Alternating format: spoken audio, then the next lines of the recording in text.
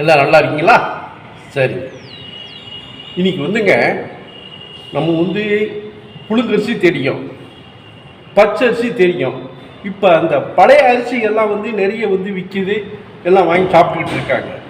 சரி, இப்போ இதெல்லாம் இல்லாமல் புதுசாக வந்து ஒரு அரிசி வந்து உருவாக்குறாங்களாம்.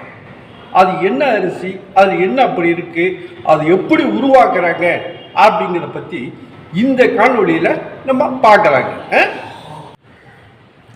அவங்க இந்த அரிசி வந்து இந்த தென்கொரியா நாட்டில் இருக்கிற விஞ்ஞானிகள் இருக்காங்கல்ல, அவங்க தான் வந்து இதை உருவாக்குறாங்க.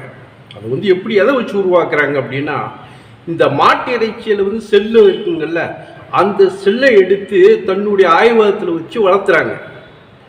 வளர்த்தி அதை வந்து அரிசிக்குள்ள வந்து செலுத்தி செறிவூட்டி அதிலிருந்து உருவாக்குறது தான் இந்த புதிய வகை அரிசிங்களாம். இந்த அரிசியில வந்துங்க 8% மற்ற அரிசியை விட புரதம் அதிகமா இருக்குமா. அது இல்லாம 7% கொழுப்பு அதிகமா இருக்குமா.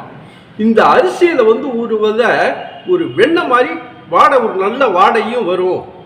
இது வந்து ரொம்ப நல்லது அப்படின்னு சொல்லி சொல்றாங்க. இப்போ வந்து அவங்க ஆராய்ச்சிட்டு இருக்காங்க, உருவாக்கி வரட்டுங்க. அந்த அரிசி வந்து எப்படி இருக்குன்னு நம்ம பார்க்கலாம். ஆனால் ஒரு புதிய வகை அரிசி வந்து ஒன்று வருதுங்க. சரிங்க.